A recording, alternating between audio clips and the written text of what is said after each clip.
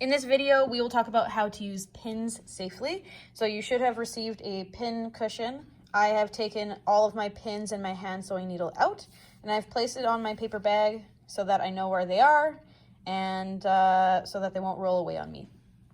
So we're just going to put them right back into our pin cushion. So using pins, we want to put them into the fabric and then just press them back up through the front. So in and then up.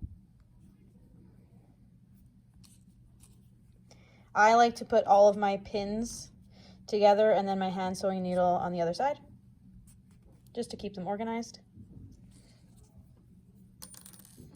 If you have pins that are different sizes, it doesn't really matter. You just have to make sure that they go into the fabric safely.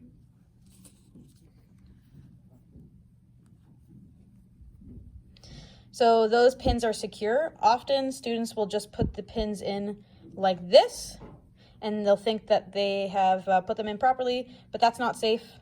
It's sticking out the bottom, and it also won't hold anything together. So always make sure you push it up a second time as well, and that's how you use pins.